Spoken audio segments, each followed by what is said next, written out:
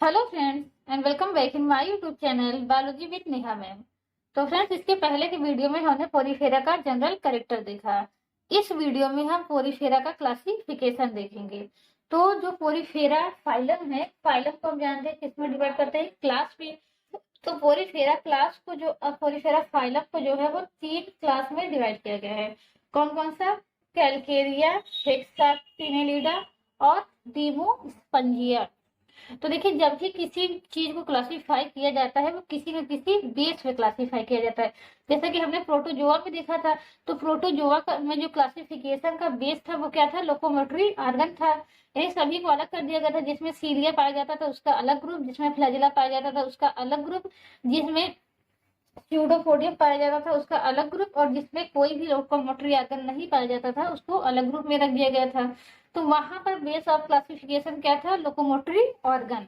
और यहाँ पर बेस ऑफ क्लासिफिकेशन क्या है कि किसमें कैसा स्पिक्यूल पाया जा रहा है। तो सबसे पहले ये जानना जरूरी है कि स्पिक्यूल क्या होता है। तो स्पिक्यूल देखिए, साइकॉन क्या है? साइकॉन हमने बताया, साइकॉन है किसी भी पोरीफेरा की बात करें तो वो उनकी बॉडी क्या होती है? केवल 2 लेयर से बनी होती है, पिनाइकोडर्म और कोरोनिडोर्म। तो इनको मजबूती प्रदान करने के लिए इनकी बॉडी में क्या होता है? कुछ हार्ड स्ट्रक्चर पाए जाते हैं।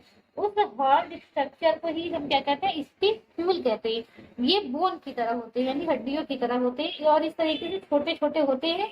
और जो मीसेनकाइमा होता है, कोइनोडर्म और पिनाइकोडर्म के बीच में जो मीसेनकाइमा होता है उसके बीच बीच में ये प्रेजेंट रहते हैं, जिससे इनकी बॉडी वॉल क्या हो जाती है? थोड़ी सी मजबूत हो जाती है। और इनका स्केलेटन जो होता है वो 2 चीजों से बना होता है।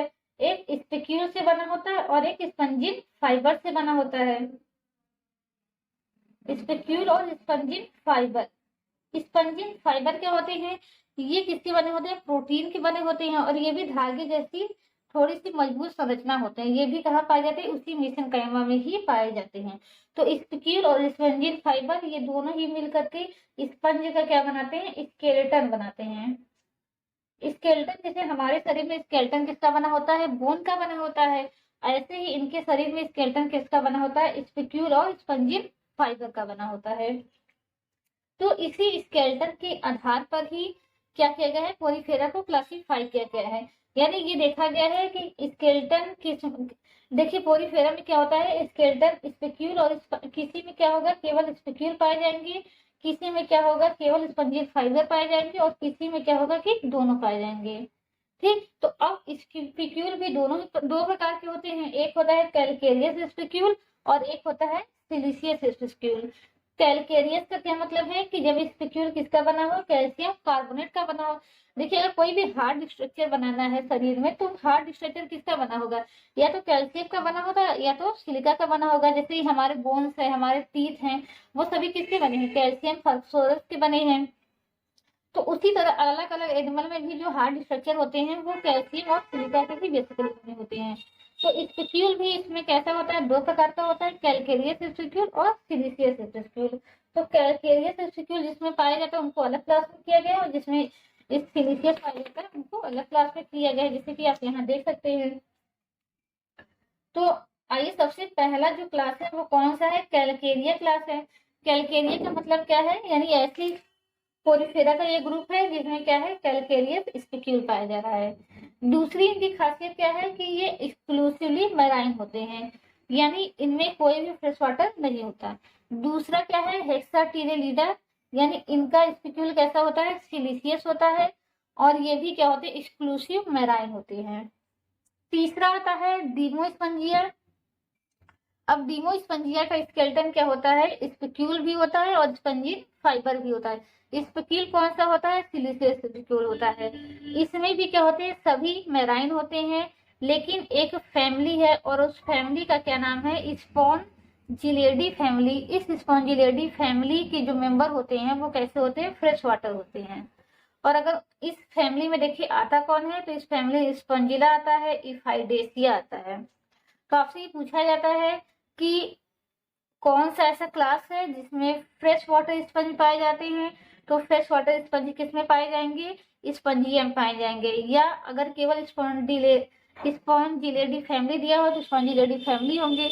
या फिर ये पूछा जाता है 4 ऑप्शन देकर के कि इसमें से कौन सा स्पंज है वो फ्रेश वाटर है, तो स्पॉन्जिला कैसा है, एक फ्रेश वाटर स्पंज है। तो पोरीफेरा के जो मेंबर होते हैं इनको हम क्या कहते हैं, स्पंज कहते हैं। ठीक, तो फ्रेश वाटर स्पंज किसे कहते हैं, स्पॉन्जिला को कहते हैं। अगर इफाइडेसिया ऑप्शन है तो इफाइडेसिया होगा। इसके अलावा अलग अलग स्पंज के भी अलग अलग नाम दिए गए हैं। पहले हम सब क्लास का क्या करते हैं, एग्जाम्पल देख लेते हैं। तो कैलकेरिया में कौन आता है, साइकॉन और ल्यूकोसोलेनिया आती है। उसी तरीके से पोरीफेरा के जो मेंबर होते हैं, सॉरी हेक्साटिनेलिडा के जो मेंबर होते हैं इनको हम क्या कहते हैं, ग्लास स्पंज कहते हैं। और इसका एग्जाम्पल कौन है, इसका एग्जाम्पल है यूप्लेक्टेला। और यूप्लेक्टेला को हम क्या कहते हैं, वीनस फ्लावर बास्केट कहते हैं, यानी वीनस के फूलों की टोकरी कहते हैं। और डिमोस्पंजिया में कौन आता है, डिमोस्पंजिया में स्पॉन्जिला आता है, इफाइडेसिया आता है, चेलेनिया आता है, क्लियोना आता है और यूस्पंजिया या स्पॉन्जिया आता है। इनके कुछ कॉमन नाम भी दिए हैं, जैसे चेलेना का क्या होता है, मर्मिड स्पंज होता है, या फिर इसको डेड मैन फिंगर भी बोलते हैं। उसी तरह क्लियोना का क्या होता है, बोरिंग स्पंज कहते हैं। और यू स्पंजिया या स्पंजिया को क्या कहते हैं, बॉथ स्पंज कहते हैं। तो अगर आगे चलकर हम इतने फाइलम देखेंगे, सभी फाइलम में क्या है कि हर जो स्पीसीज है कुछ ना कुछ ऐसी स्पीसीज हैं जिनका जो है कॉमन नाम दिया गया है। तो हमने क्या बताया था, एक पहले ही मैंने लिस्ट बना ली है कि हर फाइलम से कौन कौन सी स्पीसीज है जिनका कॉमन कॉमन नाम दिया गया है। तो ये मैंने बना करके आपको टेलीग्राम चैनल पर सेंड कर दिया है। अगर आप टेलीग्राम चैनल से नहीं जुड़े हैं, टेलीग्राम चैनल से जुड़ जाइए, वहां पर सभी के कॉमन नाम जो है हर फाइलम के एक साथ दिए गए हैं, यानी हर फाइलम में जो स्पीसीज इंपॉर्टेंट है उनके क्या कॉमन नाम है दिए गए हैं। तो देखते हैं कि हर बार क्या होता है, पूछा जाता है कॉमन नाम। हमके नॉर्मल नाम या को देने दोनों नाम पता होने चाहिए, तभी जाकर के हम क्वेश्चन हल कर पाएंगे। जैसे एक बार ऑप्शन आया था कि सीसी फ्लाई का कॉमन नाम क्या होता है, तो सीसी फ्लाई हम जानते हैं उसका, सॉरी सीसी फ्लाई क्या है, कॉमन नाम है। तो सीसी फ्लाई का जैसे वैज्ञानिक नाम ही पूछा गया था कि सीसी फ्लाई को क्या कहते हैं, ऐसे ही करके किसी का कॉमन नाम वैज्ञानिक नाम देकर के कॉमन नाम पूछा जाएगा, किसी का कॉमन नाम देकर के वैज्ञानिक नाम पूछा जाएगा। तो इसी तरीके से आप हर एक टॉपिक को अच्छे से तैयार करने के लिए चैनल से जुड़ जाइए। तो ये बहुत ही छोटा टॉपिक था, आप बुक में देखेंगे तो इसको बहुत ही विस्तार में बताया गया है, लेकिन कोई मतलब नहीं है कि 2 कैरेक्टर आप इसमें याद करिए, 2 कैरेक्टर इसमें याद करिए, 2 कैरेक्टर इसमें याद रखिए, उसमें कोई मतलब नहीं है। बस मतलब क्या होता है कि बेस क्या होना चाहिए कि ये क्लास इस क्लास से अलग कैसे है, बस याद उतने ही रखने की जरूरत पड़ती है। बाकी इनके अंदर भी कैनाल सिस्टम है, इनके अंदर भी कैनाल सिस्टम है, इनके अंदर भी कैनाल सिस्टम है, इनके अंदर भी उसी तरीके से रिप्रोडक्शन हो रहा है, इनके अंदर उसी तरीके से श्वसन हो रहा है जैसे तीनों के अंदर हो रहा है। तो तीनों के अंदर कोई भी डिफरेंस नहीं, डिफरेंस किसका आता है, थोड़ा बहुत स्ट्रक्चर का आ जाता है और किसका आ जा रहा है, स्पिक्यूल का आ जा रहा है। तो मेनली जो क्वेश्चन है वो आपको यहीं से बनेंगे। तो अगर अभी तक आपने चैनल को सब्सक्राइब नहीं किया है तो प्लीज चैनल को सब्सक्राइब कर दीजिए और वीडियो को लाइक कर दीजिए।